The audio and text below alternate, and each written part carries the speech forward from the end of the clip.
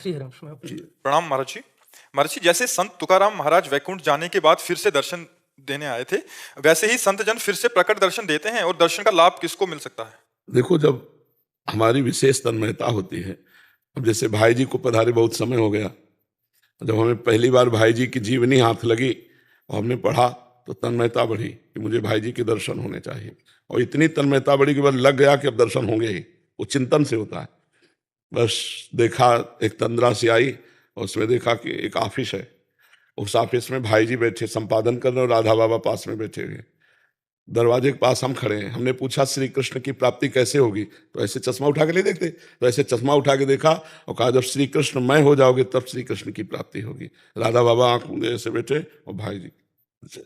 फिर एक बार यहाँ यमुना जी में देखा कि हम अर्घदान कर रहे थे प्रभु को, इतने में दृष्टि गई तो देखा भाई जी, थोड़ी देर में देखा भाई जी सहचरी रूप में, सखी रूप में, बस उनको अर्घ। कितने महापुरुषों के दर्शन हुए, एक दो, पर करना कौन चाहता है?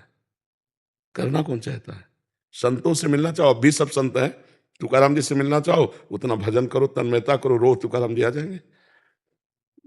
श्री चंद्र जी महाराज के दर्शन, गुरु नानक देव जी के दर्शन, निम्बारकाचार्य भगवान के दर्शन, आचार्य चरण के दर्शन, कितने महापुरुषों को बताएं।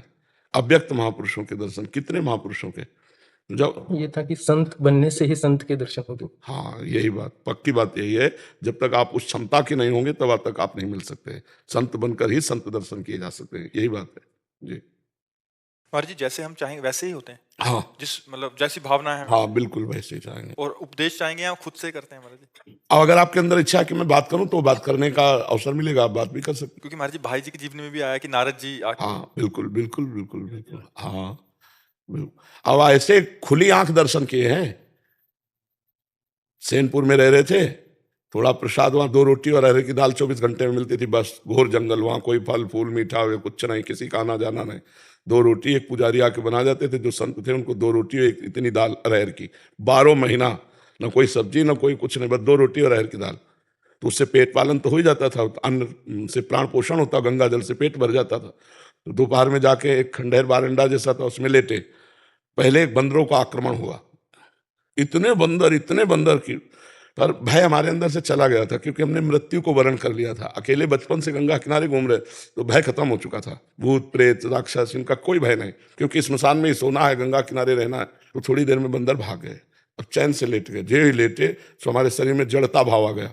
जड़ता मतलब जैसे एकदम जो जहाँ रखा है हाथ पैर बिल्कुल वहीं, और आँख खुली हुई। तो ये क्या हो रहा है? पहले तो आया कि लकवा मार गया क्या शरीर में, एकदम बिल्कुल एकदम खत्म, मतलब आप ऐसे नहीं कर सकते। इसके बाद इतनी सुगंध चली, एक दिव्यता, और आँख खुली हुई हमारी। फिर देखा गंगा की धारा से, बीच से, हम कई बार बता भी चुके हैं, गंगा की धारा से श्वेत वस्त्र श्वेत बाल एक महापुरुष प्रकट हुए और सीधे ऐसे आए और एक मंत्र उच्चारण करते चले आ रहे थे। वो मंत्र, तो हमको अरे सुगंध तो इनके दिमाग काम कर रहा है, शरीर काम नहीं कर रहा। सुगंध तो इनके श्रीअंग से आ रही, और एकदम नजदीक का इतना सुकोमल स्पर्श, इतना सुगंध। उन्होंने सर उठाया, अपनी गोद में रखा और वही मंत्र बार बार ऐसे ऐसे करते हुए हमारे सर, बस 2 मिनट बैठे, फिर चले गए, फिर गंगा में ऐसे समा गए। ये जागृत की बात करूं, कोई स्वप्न ले, जो ही वो पीठ करके उधर गए, सो जड़ता खत्म हो गई और गंगा में समाये से उठ बैठे। हिम्मत नहीं थी कि उठ हिल भी सके, ऐसा उनका प्रभाव था। बहुत अकल लड़ाते रहे कि कौन है ये महापुरुष, कौन है ये महापुरुष। बहुत समय के बाद फिर उन्होंने बताया कि मैं अमुक महापुरुष हूँ, ऐसा। तो जब हमारी, जैसा इन्होंने कहा, संत बन के ही संत दर्शन किए जाए, तो उस कोटि की जब योग्यता होती है तो उस कोटि के महापुरुष मिलने लगते हैं। तो अगर हम भजन करें और उस कोटि अपनी योग्यता बनाएं, तो हम जिस महापुरुष से जैसे चाहें वैसे मिल सकते हैं। प्रगट में आप जैसे बैठकर बात कर सकते हैं, या वो स्वप्न में मिल सकते हैं, या वो तंद्रा में मिल सकते हैं, बेहोशी में मिल सकते हैं।